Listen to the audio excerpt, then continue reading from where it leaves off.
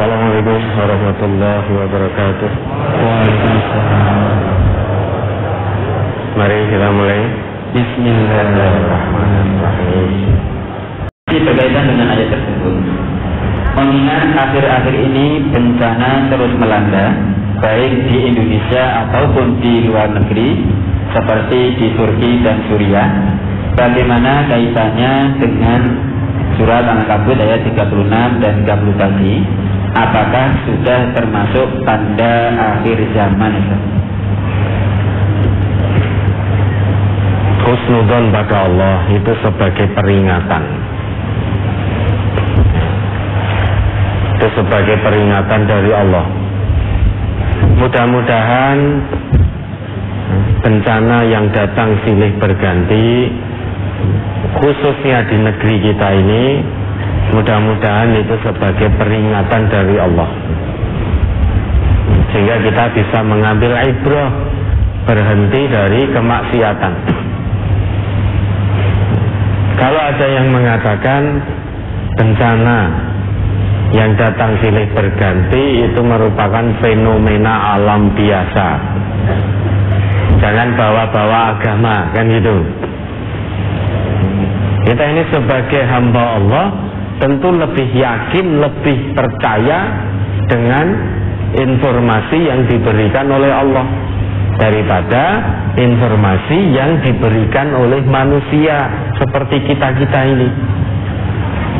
Sedangkan Allah menginformasikan, wa ma kana rabbuka liyuhlikal qura bidzulmin wa ahluha muslihun. Coba diingat kembali itu, beberapa ahad yang lalu juga sudah pernah ditanyakan.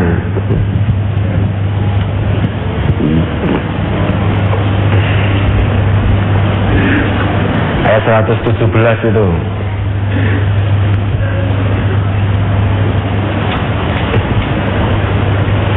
Surat Hud, surat ke-11 ayat 117. Wa ma kana rabbuka liyuhlikal qura bidzulmin wa ahluha muslihun. Dan Tuhanmu sekali-kali tidak akan membinasakan negeri-negeri secara zalim, sedang penduduknya orang-orang yang berbuat kebaikan.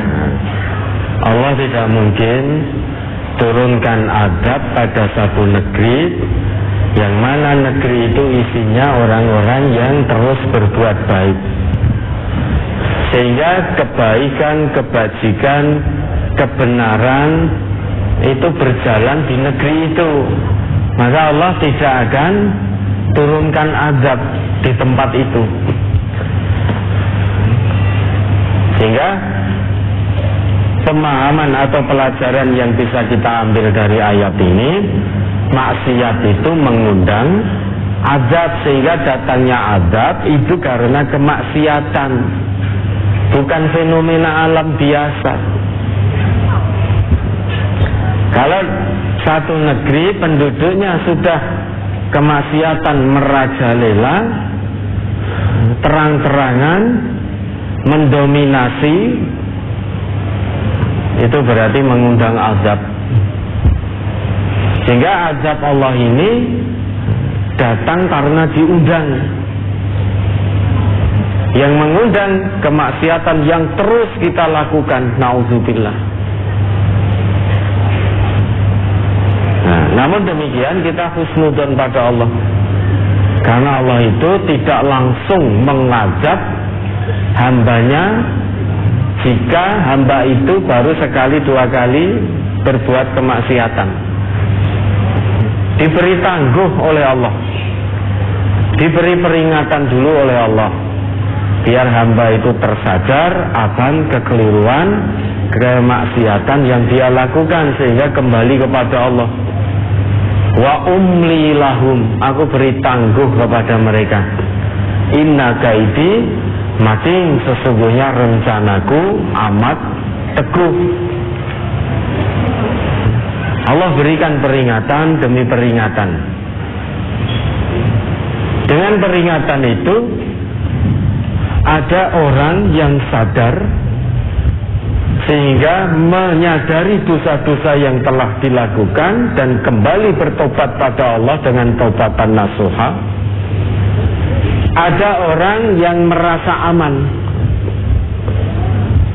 nyatane saya maksiat ya ora tau lara, ya. Saya korupsi ya ora ndang konangan,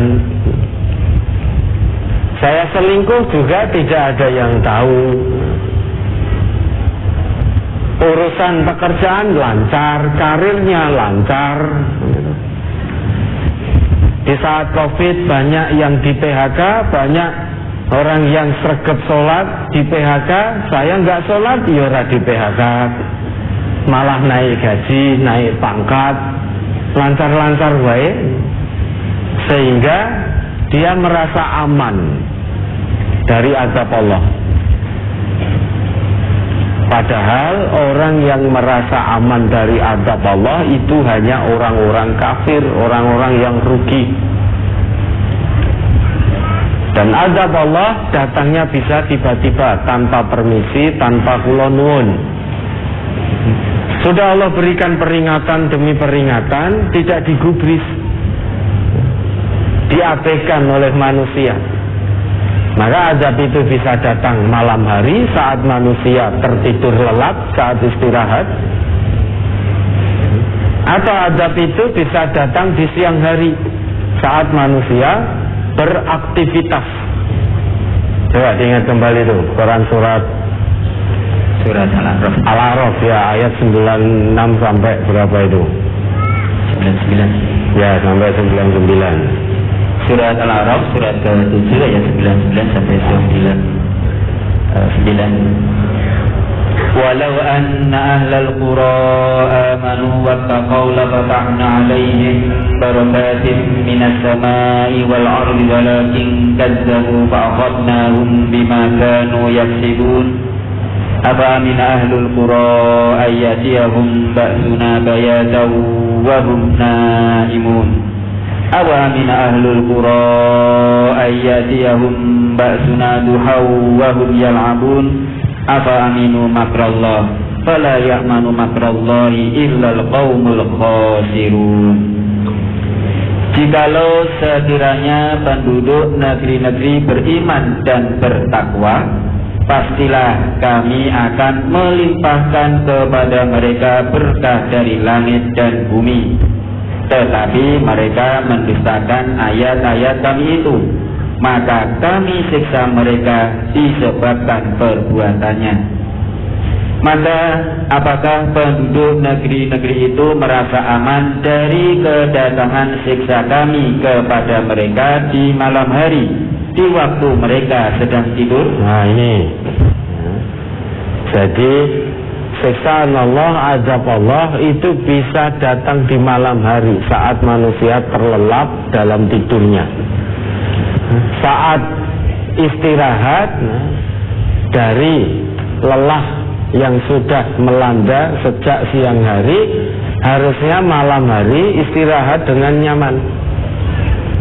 Namun karena peringatan yang Allah berikan terus diabaikan, maka malam hari pun tanpa permisi, tanpa kula nuwun, azab Allah bisa datang. Terus, atau apakah penduduk negeri-negeri itu merasa aman dari kedatangan siksa kami kepada mereka di waktu matahari sepenggalan naik ketika mereka sedang bermain? Ya, kalau azab Allah itu bisa datang di malam hari saat manusia istirahat, azab Allah pun juga bisa datang tiba-tiba saat manusia beraktivitas, saat bekerja, saat bermain, saat berolahraga, dan lain sebagainya, dan lain sebagainya. Sehingga kesimpulannya, azab Allah itu datangnya kapan saja, setiap saat, setiap waktu. Tidak harus nunggu malam dulu, tidak harus nunggu siang dulu. Bisa terjadi sepanjang waktu selama peringatan-peringatan diabaikan, Allah sudah berulang kali kirim peringatan, tidak hanya sekali, 2 kali, 3 kali, tapi terus Allah kirimkan peringatan itu, tapi manusia justru merasa aman. Nyatanya durhaka, nyatanya maksiat, ya aman-aman saja. Mana janji Allah yang akan menurunkan azab? Nantang malahan.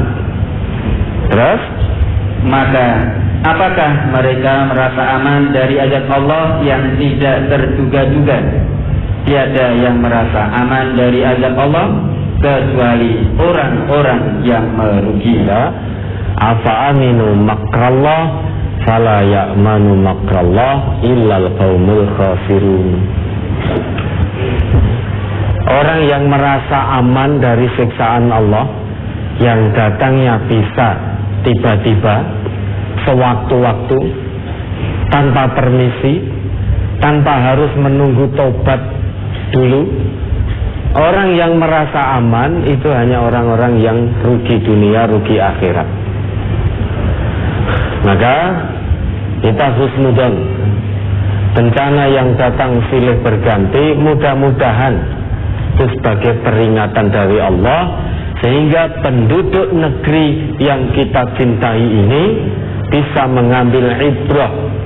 Lebih-lebih negeri kita ini mayoritas penduduknya beragama Islam. Berhenti total dari kemaksiatan, kembali kepada Allah. Jika itu bisa dilakukan, niscaya bukan azab yang turun di negeri ini, naudzubillah, namun berkah dari Allah, dari langit dan bumi digerojokkan oleh Allah di negeri yang kita cintai ini.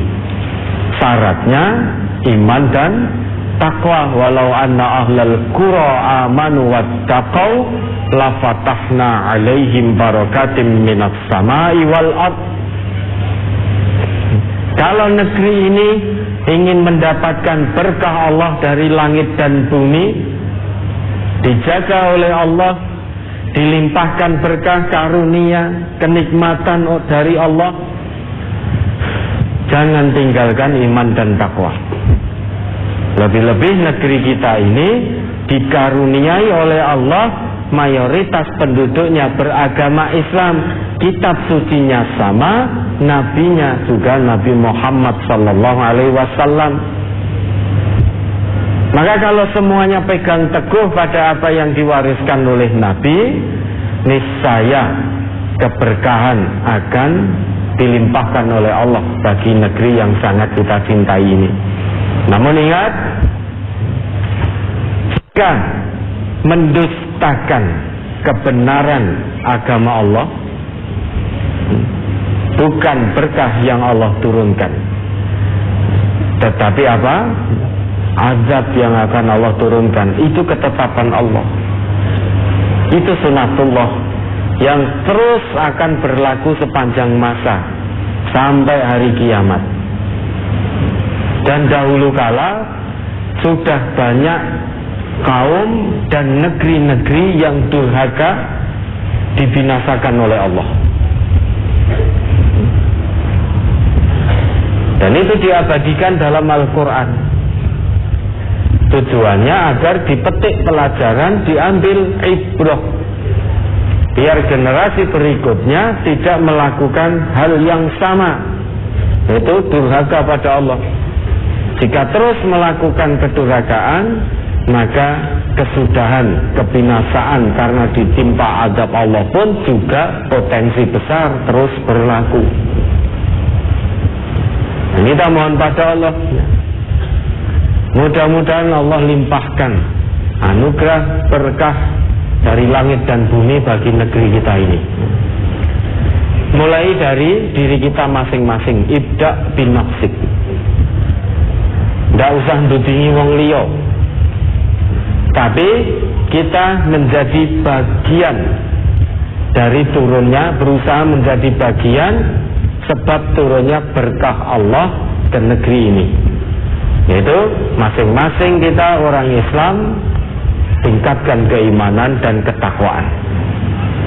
Ya, ada lagi.